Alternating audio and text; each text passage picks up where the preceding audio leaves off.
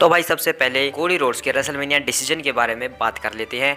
क्या वो Seth Rollins को चुनेंगे या रोमन रेंस? उनके फायदे की बात ही करेंगे। सबसे पहले अगर वो रोमन रेंस को चुनते हैं, जो कि सबको ऑब्वियसली लगता है कि वो रोमन रेंस को ही चुनेंगे और सेंस भी बनता है क्योंकि उन्होंने हमेशा सिर्फ रोमन रेंस को ही चुनने के बारे में सोचा है, लेकिन सेथ रॉलिंस कह रहे हैं कि मुझे चुनो। लेकिन अगर यहाँ पर कोडी रोड्स रोमन रेंस को चुनते हैं तो हम सब जानते हैं अगर रेसलमेनिया में Roman Reigns versus Cody Rhodes का मैच दोबारा हमें देखने को मिलता है तो उसका नतीजा जो है वो क्या होने वाला है।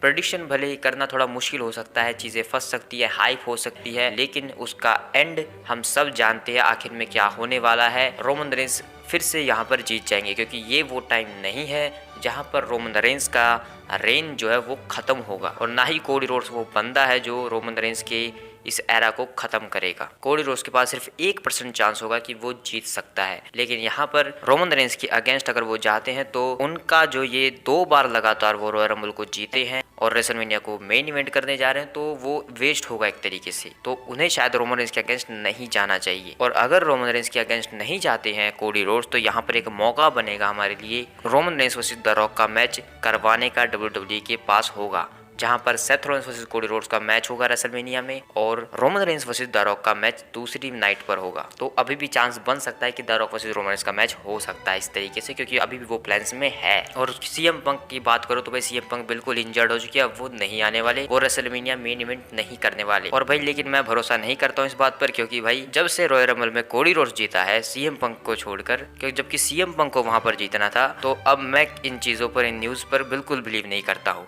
सीएम पंक वापस आ सकते हैं कभी भी, वो इंजरी के साथ भी रेसलमेनिया में इवेंट करने जा सकते हैं, तो मैं इस चीज पर बिलीव नहीं करूंगा। लेकिन बात यहाँ पर कोडी रोड्स की, अगर कोडी रोड्स रोमन रेंस के अगेंस्ट जाते हैं तो वो जरूर हारेंगे, वो नहीं जीतने वाले। उनका जो ये 2 बार लगातार वो रॉयल रंबल जीते हैं वो बिल्कुल वेस्ट होगा। लेकिन अगर वो इस चीज से बचना चाहते हैं कि उन्हें अपना वेस्ट नहीं करवाना है ये चीजें, और इस रिकॉर्ड को सेट करके वो रेसलमेनिया में चैंपियन बनना चाहते हैं, तो उन्हें सेथ रॉलिंस के अगेंस्ट जाना चाहिए वर्ल्ड हैवीवेट चैंपियनशिप के लिए। और मैं ये मैच दोबारा देखना चाहूंगा, पिछली 3 बार ये हो चुका है लेकिन मैं और बार देखना चाहूंगा। और यहाँ पर अगर सेथ रॉलिंस हारते हैं तो वो कोई ज्यादा शॉकिंग चीज नहीं होगी। सेथ रॉलिंस पहले भी कोडी रोड्स से हार चुके हैं और सेथ रॉलिंस को तो रेसलमेनिया में हारना ही है, चाहे वो किसी के भी अगेंस्ट हो। तो कोडी रोड्स के लिए सबसे बेस्ट बात यही होगी कि वो सेथ रॉलिंस को चूज करे, वर्ल्ड हैवीवेट चैंपियनशिप को, द डस्टी टाइटल को वो चूज करे और वो जाए रेसलमेनिया में सेथ रॉलिंस के अगेंस्ट और उन्हें हराकर बने नए वर्ल्ड हैवीवेट चैंपियन। लेकिन अब बात करते हैं, अगर वो कोडी रोड्स जो है अगर रोमन रेंस को ही चुनते हैं तो यहाँ पर हमारे पास सेथ रॉलिंस के लिए एक ओपोनेंट नहीं है, हमें वो ओपोनेंट चाहिए होगा। और जो कोडी रोड्स है वो अपना डिसीजन एलिमिनेशन चेंबर से पहले ले लेंगे, और सीएम पंक अब नहीं है तो भाई यहाँ पर सेथ रॉलिंस के सामने कोई ओपोनेंट नहीं है रेसलमेनिया के लिए, तो वो तो हमें ढूंढना ही पड़ेगा जो हमें एलिमिनेशन चेंबर मैच में देखने को मिलेगा, जो कि elimination chamber main event match होगा। इसमें जो भी जीतेगा उसे मिलेगा वर्ल्ड हैवीवेट चैंपियनशिप के लिए मैच रेसलमेनिया 40 में सेथ रॉलिंस के अगेंस्ट। और भाई अब यहाँ पर सीएम पंक का कोई सीन नहीं है, वो इंजर्ड होकर निकल चुके हैं, जिसके ऊपर ड्रू मैकिंटायर पूरी तरीके से ट्रोल करने पर लगे हुए हैं सोशल मीडिया पर, क्योंकि बस ड्रू मैकिंटायर एक अलग ही कैरेक्टर में चल रहे हैं, वो हर चीज को अपने कैरेक्टर के अंदर जोड़ लेते हैं। और अब इस चीज की वजह से भाई ड्रू मैकिंटायर के पास वो मौका है कि वो जाकर रेसलमेनिया में सेथ रॉलिंस के अगेंस्ट मैच करे और वो इस मैच को जीतकर लोगों के सामने, पूरे डब्ल्यू यूनिवर्स के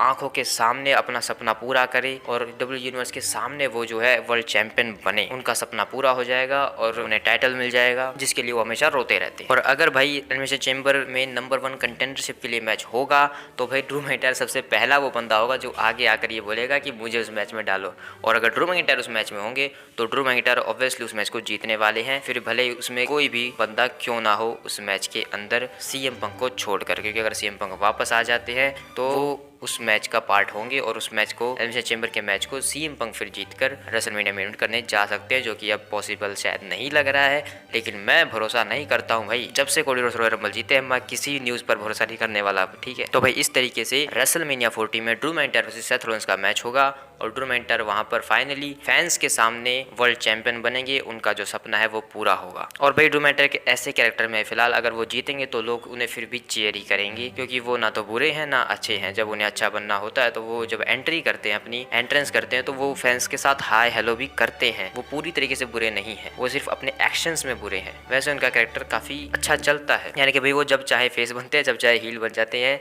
ऐसा कैरेक्टर उनका अजीब सा है। तो इसलिए अगर वो चैंपियन बनेंगे तो लोग उन्हें पसंद करेंगे ऑब्वियसली, और वो एक फाइटिंग चैंपियन है। हम हमेशा से जानते हैं वो रोमन रेंस की तरह अपने टाइटल को बचा कर नहीं रखेंगे, वो हर हफ्ते उसे डिफेंड करेंगे हर जगह पर। और सेथ रॉलिंस भी जो है अपने वर्ल्ड हैवीवेट चैंपियनशिप को ऐसे ही बंदे को देना चाहेंगे जो हमेशा उसे डिफेंड करे सेथ रॉलिंस की तरह ही। तो इसलिए भाई ड्रू मैकिंटायर के पास एक पूरा मौका है, उनके सामने से रास्ते बिल्कुल खुल चुके हैं, वो जा सकते हैं अब रेसलमेनिया 40 में सेथ रॉलिंस के अगेंस्ट। और भाई अगर तुम देखोगे पिछले कुछ समय से, तो जब हम ये देख रहे थे कि सीएम पंक सेथ रॉलिंस के अगेंस्ट जा रहे हैं, कोडी रोड्स जो है रोमन रेंस के अगेंस्ट जा रहे हैं, तो उस टाइम पर ड्रू मैकिंटायर के लिए कोई रेसलमेनिया के प्लान्स ही नहीं थे। मतलब कोई सोच भी नहीं सकता था कि रेसलमेनिया में ड्रू मैकिंटायर किसके अगेंस्ट जाने वाले हैं, क्योंकि ना तो उनकी किसी के साथ राइवलरी चल रही होती है, क्योंकि वो जिसको चाहे उसको धो देते हैं आके, तो उनके लिए कोई प्लान्स थे ही नहीं। लेकिन अब यहाँ से जो है उनके लिए प्लान्स दिख रहे हैं, हमें सिंपली नजर आ रहे हैं कि ड्रू मैकिंटायर जो है जा सकते हैं रेसलमेनिया में। तो अब ये उनका मौका है और वो इस चीज का पूरा फायदा उठाएंगे और वो रेसलमेनिया में बनेंगे हमारे वर्ल्ड हैवीवेट चैंपियन। बाकी देखते हैं भाई क्या होगा, किस तरीके से आगे चीजें चलने वाली है,